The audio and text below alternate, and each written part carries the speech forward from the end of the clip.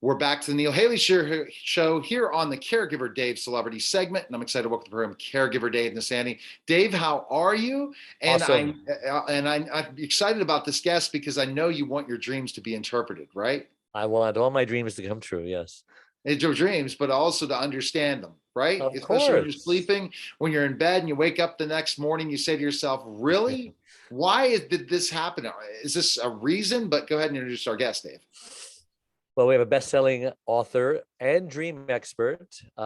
We are talking about Theresa Cheung, and she lives in London, and she's actually working on Katy Perry's dad. Welcome to the show, Theresa. Hello, thank you for having me. It's a dream come true, forgive the pun, to be here. Really? That's Oh, interesting. how You were saying you're sweet. working on Katy Perry's dad. Go jump in that because it's funny. I'm going to have him on my show in a couple weeks. So go figure through another thing. Really? Wow. It Yeah. was meant to be. Did you Okay. dream that? I don't know if it dreamed or not, Teresa. So we'll go with first question. When did you find out you had this gift, Teresa? How old were you? Well, everybody's got the gift for a start. Everybody, and I'm on a mission to get everybody to fall in love with their dreams, because every time you interpret a dream, you understand yourself better. And the whole reason of our lives is to know who we really are, because most of us go through our lives having no idea who we really are and what truly matters. But dreams try and pull us to that, to help us understand ourselves better and what truly matters in our lives. But to answer your question, I was born into a family of psychics and spiritualists, a traveling family, very unconventional upbringing. I mean, it was commonplace for me to be going to mediumship demonstrations, to believe in psychic abilities. That's how I was brought up. I thought it was normal. Of course, when I was honoured to get a place at King's College, Cambridge, where I read religion, I realised it was not considered normal, and this was not how the rest of the world actually regarded dreams and the possibility of an afterlife. So I went on a steep learning curve, battled with skeptics, learned more about myself, and then because of my academic credentials and my love of mysticism, I was blessed to be given opportunity to publish book after book in this area. I've been with all the major publishers, ranging from Random to Penguin to Simon and Schuster.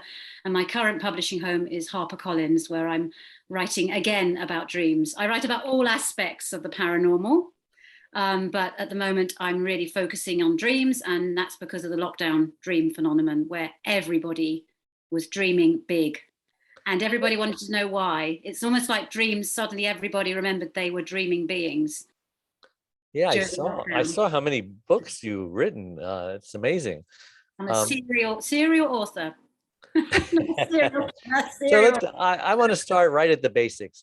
Everyone has an idea of why we dream, but why do you believe we dream, and what part does the subconscious play in it? And yes.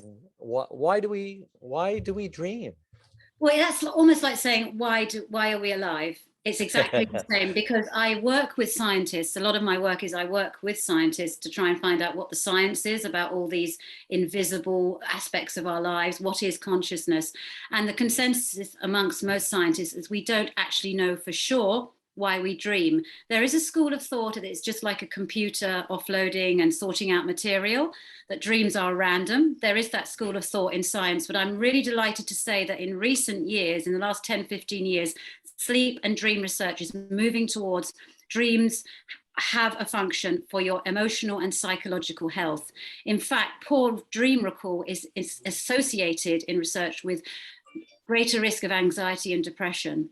It's very important for our well-being. So we don't actually know why we dream, just as we don't really know why we sleep. If you look at sleep research, there are all these theories. Sleep isn't to rest, because when you're asleep, your body's fidgeting, your mind's active in dreaming. You're not sleeping to rest. We don't actually know why we sleep, but we know that dreams happen when we sleep. And that when in tests of animals are deprived of REM sleep, that's rapid eye movement sleep, where most dreaming happens, death is swifter. So that raises the tantalizing possibility. Is the reason we sleep because we urgently need to have a dream because it's good for us? But to return to your question, why do we breathe? Why do we dream? It's that central to our existence. We are all dreaming beings. Even people who say they don't remember their dreams, they do actually dream, because they say, oh, I don't dream, but they do. They're just not recalling them, because if they're wired up at night with electrodes and all that, it shows the brain is actively dreaming. It's just that some people, when they wake up, don't recall. Well, But and with you mentioned animals. I know for a fact that my dog dreams because Mhm. it seems like he has nightmares throughout the night. He's barking, and he's sleeping. So We all have nightmares are a gift. They're an Sure. absolute gift. I wish people would stop fearing them. They are so powerfully transformative. If only we learned to not fear them and understand them and think like a poet. When you're trying to interpret your dreams, you've got to think a bit like an artist or a poet, because dreams speak to you in a different language. They don't speak literally. They speak in the language of symbols, metaphors. Remember in your English literature studies at school, or you were looking at a poem and analysing the meaning behind the meaning. And that's exactly how your dreams speak to you, through this ancient Really? intuitive language of symbol and metaphor, which cavemen would have put on their walls. It's all symbolic. And that's what you need to understand when you go into the world of the dream. It's the personal psychological associations behind these weird stories and movies that play out in our mind at And Steve, night. that's interesting once you develop that, because I basically one time took this one product for weight loss that talked about at night, and this was a natural product to help with dreaming. And then after that, my dreams have gotten so much more vivid. I remember them 3, 4 times. But when you talk about, what about the same dreams reoccurring of something you did before that you did and then you're no longer doing? So like professional wrestling, playing basketball, two things I don't do anymore. Is what is the reason I'm dreaming these things, and should I consider doing them again? Is that my subconscious telling me to do that? No, it's not. First of all, recurring dreams are tough love. It's your dreaming mind constantly sending you the same message because you're not getting it. Because once you've interpreted a dream correctly, it'll change. So if you're having recurring dreams, it suggests perhaps that you're not quite understanding what your dreaming mind's trying to tell you. So it's going to keep throwing you these similar images until you get the message of that dream. And then if you don't, it could tip into the nightmare scenario, because that's what I say. Nightmares are kind of extreme tough love, the shock value. We have a nightmare because our dreaming mind wants us to remember it when we wake up, because it's something very important our intuition has to say to us. Now, going back to your past, something in your present is stirring up feelings similar to the past. Or your dreams are very current. They're not about the past. They're not about who you were in the past. Your dreams are always about the present moment, what's going on with you right now. But it will use things that were emotionally significant to you in the past, because it speaks to you. So it's something about what happened in the past is kind of reoccurring in a different way in the present. Some lesson you didn't learn, something you need to face, some skill that you could maybe use from that in your current situation. That's what it's trying to tell you. It's trying to make you understand, what in the past have I not moved on from? Am I not facing? Am I not learning from right now? It's always about the present, your dreams. It's not about your past. It's about who you are right now.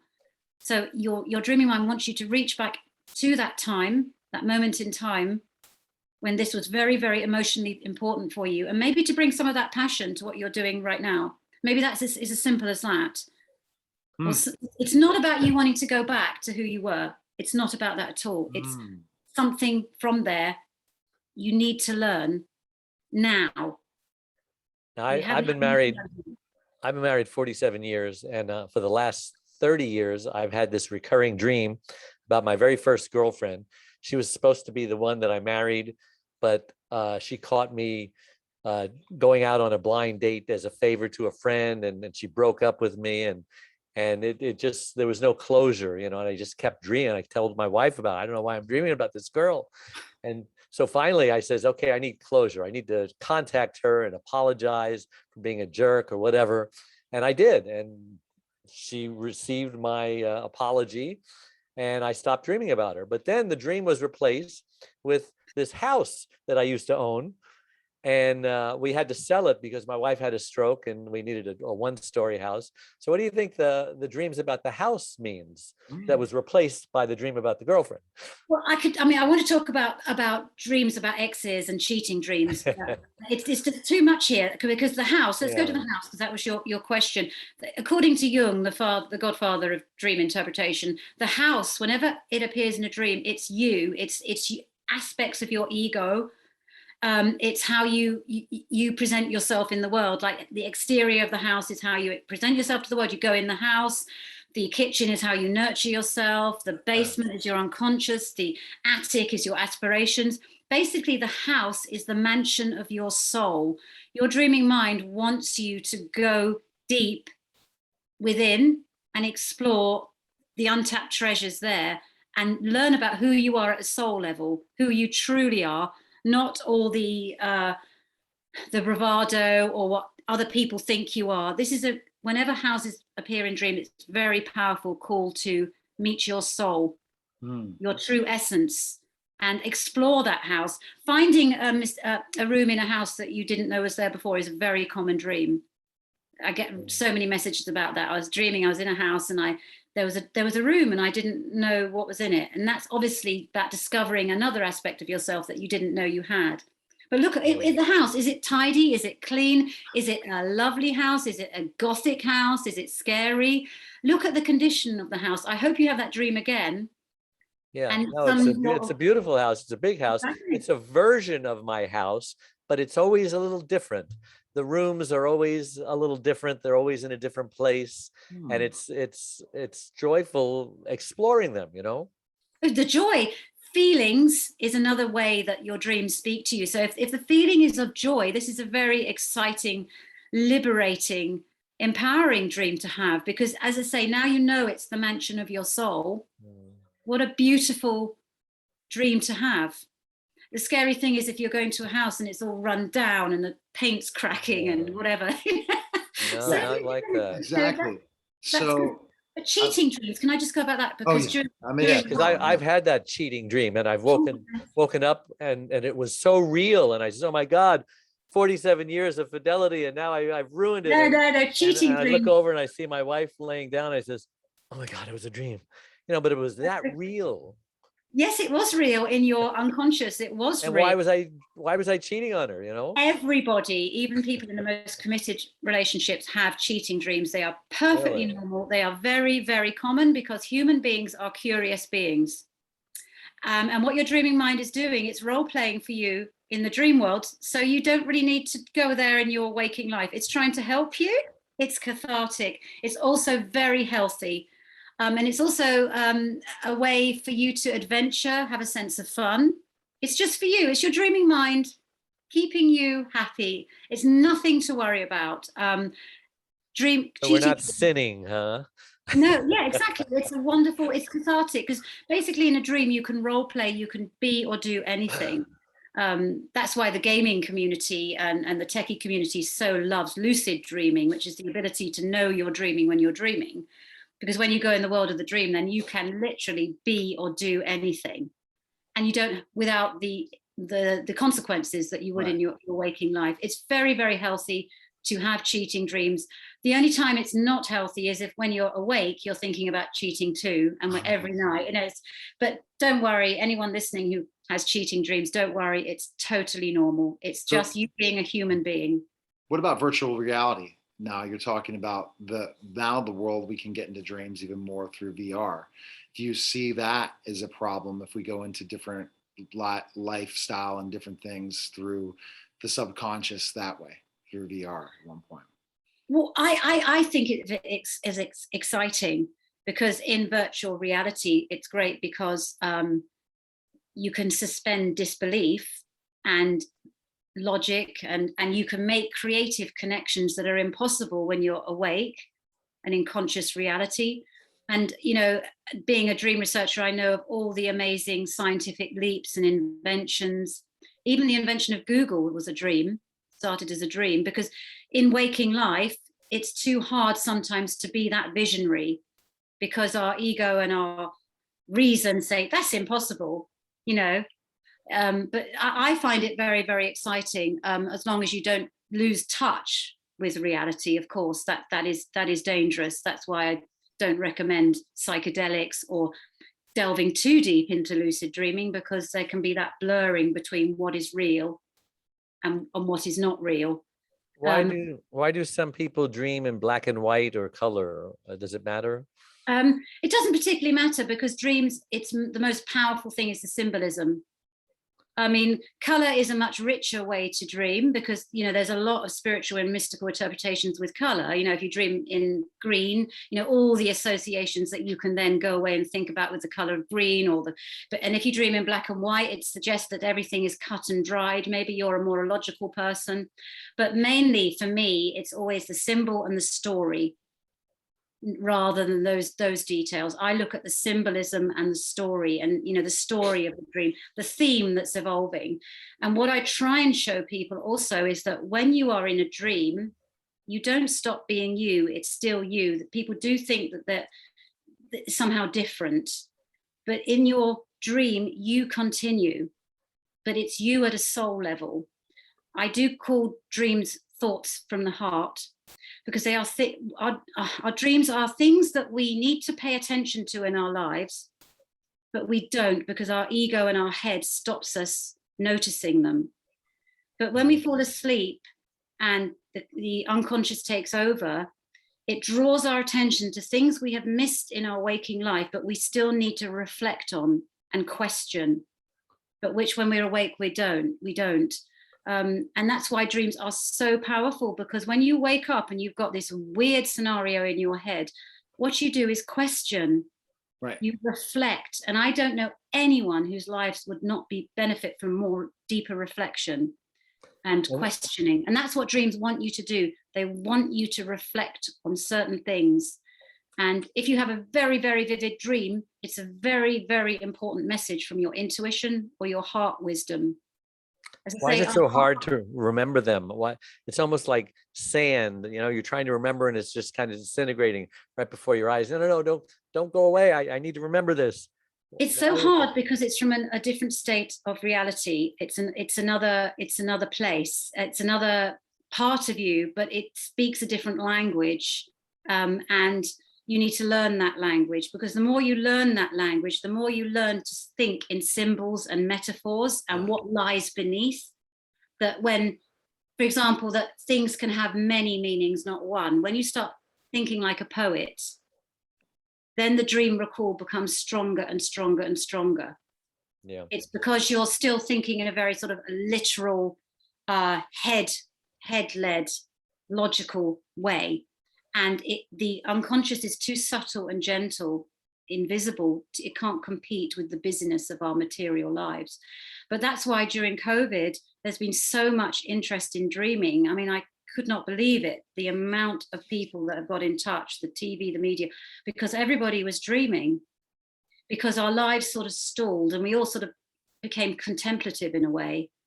And then what happened is our dreaming mind seized the moment and thought, right, I'm going to remind you that you have a soul, you have a heart.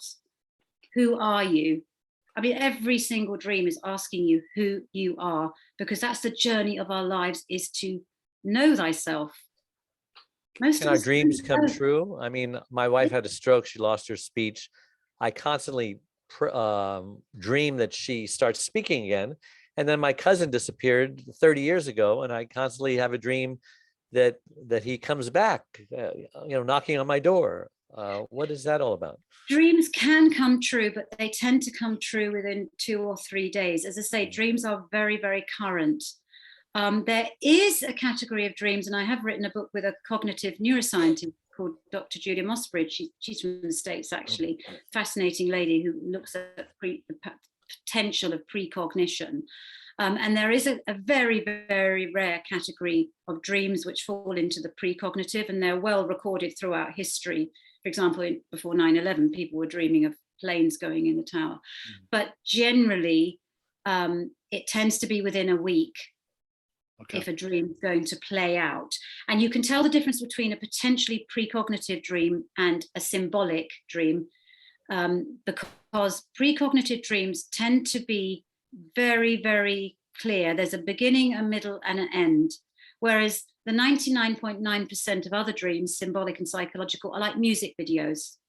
Right. They're like series of fragments. That's how you can tell. And they are the elusive ones. If it's a precognitive dreams, you typically wake up and you have to pinch yourself and think, that was so realistic. Everything about a precognitive dream feels so real and has beginning, middle, and end. And it's typically in a very realistic setting, not a surreal one. Yeah.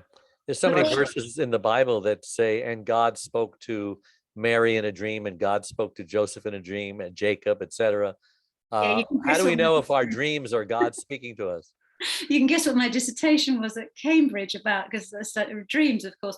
Yeah, I mean, there is going back to ancient times, it was thought that when you fall asleep and dream, you go to the afterlife, to the world of spirit. And there are many cultures that still believe that. There's one fascinating cat culture actually called the Para that believe every night when you fall asleep, you die and you're born again. So they tend to nap rather than sleep. And if they sleep longer than a few hours, they call themselves by a different name. It's a beautiful thought, that sleep is a mini death, that you're going to that.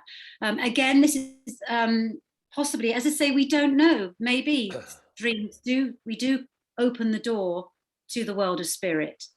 I believe they are, because I've had so many letters of people who've had afterlife dreams, or in near-death experience kind of dreams, where people have gone somewhere and brought back invaluable wisdom that they couldn't have known. Very, very possible.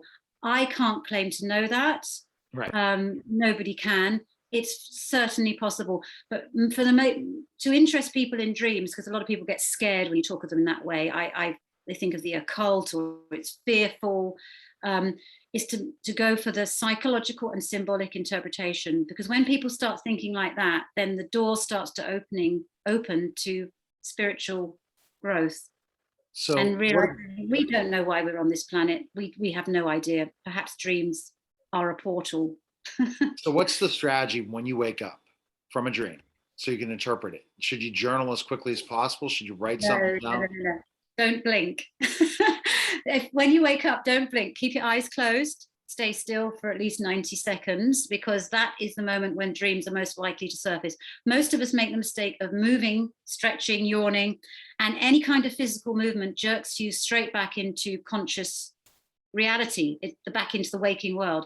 So if you can, when you wake up, try to keep very, very still, your eyes gently closed, and just let the images surface for about a minute or so. When they surface, then get up, of course, write them down. Do not try and make them make sense. So many people, when they dream journal, they want their dream to make sense. And I tell them the beauty of them, like a great work of art, like a great poem, is that it doesn't make sense. I mean, Kubla Khan, the most famous dream poem of all by Samuel Taylor Coleridge, it really doesn't make sense, but it does make sense. It has 1,000 different meanings, and that's what your dreams are. Don't force them to make sense.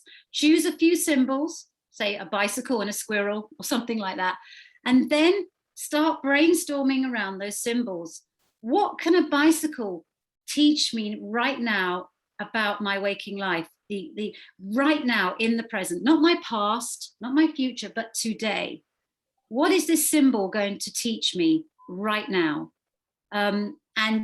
And you will be surprised how this ancient ability to almost be like a shaman, to see the mystic, to read beneath the surface, does bubble through, because we've all got this in our DNA, this ability to be mystical. It's called the God gene. We have it, but we're so frightened of it, we shut it down. But dreams are a way to reactivate it. And when you start doing that, everything in your life becomes so much more interesting. You also realize that these amazing images that your dreams are showing up every night, you are so deep, you are so creative, and so much more fascinating than you realized. You do start falling in love with yourself. And also, what greater way that your day's busy and then your night's even more exciting, because who knows what treasures are going to be unveiled. Plots of novels. Frankenstein was a dream. Mary Shelley dreamt the plot of Frankenstein. Oh, wow. James Cameron dreamt the plot of the Terminator. These were dreams that they Holy put. cow. Yeah. I didn't know that. All right. So the way we finish up the show is Dave has a caregiving question. That's why we call him Caregiver Dave. Go ahead, Dave, with your question. And so, as I said, my wife had a stroke 25 years ago. She lost her speech, became paralyzed on one side. She reinvented ourselves. You know, we went through a grief period, but we hung in there and she became her old self again. Now she's amazing. She's like a one-arm wallpaper hanger. She inspires people. We travel all over the world, sharing our message to caregivers, how, 30% of them actually die before their loved ones do. And that everyone really needs to prepare. I've written 4 books. I've spoken all across the country and the world. And I've been on 50 TV shows. My question to you, and I had a membership website, caregiverdave.com, is has caregiving touched your life through your parents, your grandparents, your friends, relatives? Caregiving, and you mean someone is very Caring ill? for someone who is disabled or elderly, etc. Um, I guess not at the moment. I look back to my childhood and teenage when I worked in a hospice for a while, and I saw the level of care given to people at this crucial threshold when they were passing to the other side, if you believe in that. That touched me deeply. It actually probably informed me and made me want to go on a mission to understand the meaning of life, and if the possibility of life after death, what dreams are, and to realize there was something more mystical about our lives than just the material. So I was very privileged to see caregiving in action, to watch them when there was with people who are passing. So that would have really touched me. But personally, I guess, touch wood, so far I've been very blessed. I haven't actually been in a situation where there's been terrible poor health. But of course, in COVID, the NHS workers here over in the UK were outstanding. And we had this thing that every Thursday in the UK, we would stand outside our doors and just clap all the caregivers who were, with people when they were dying. So sorry, I'm not sure if that's helpful or not. No, it's very helpful because you did have that caregiving experience for sure. Now, Theresa, what are the right now your current book where people can purchase your book, learn more about you and stuff? Where can we go? Oh, the best place is my website, www.theresachung.com. And as far as books are concerned, everything about the mystical, I've kind of written about it. As I say, I'm a serial author. My passion is to get message out that there's more to this life than meets the eye. You are far more interesting and deep and creative than you will ever know. And to just normalize talk about intuition and dreaming. So to remove the fear and this dreadful woo-woo that surrounds it, and show that it's totally normal, and to have a sixth sense, to dream powerful, vivid dreams that can be life-changing. It's part of who human beings are. We are dreaming beings. And on a final note, I just believe one of the reasons I love dreams so much is that right now we need to focus on what unites us, not divides us. And whoever you are, whatever your age, stage, belief, you dream. Even if you don't recall them, you do. Yes. You do dream. If you're a human being, you dream. We have 5 or 6 dreams every single night. And they're trying to help and heal you. If you don't recall them, there are very simple things you can do to recall them. I hope lots of people listening to this, because you've been thinking about dreaming, that might well trigger it. Because like anything in life, where you put your attention, that's where the reward comes. So you're thinking about dreaming in this interview. So the chances are your dream might pick up on that and really give you a powerful dream. So you wake up with great, exciting dreams on your mind that could lead to the next novel, the next work of art, the next movie, the next invention. Who knows? I love it. Well, thanks again for coming on the show. So informative, Dave, right? We learned so much, but now can't wait to tonight to dream, to see what I can do and how I'll recall those dreams, and how I can recall 5 to 6 a day at night. That'll be interesting, and see how I can interpret them. And people need to pick up Theresa's books and also check out her website. So we appreciate it, Theresa, for taking the time. Thank you. Thank you. Sweet dreams. All right, that's perfect. All right, again, that was the Thank Caregiver you. Dave Celebrity Segment. Take care, guys.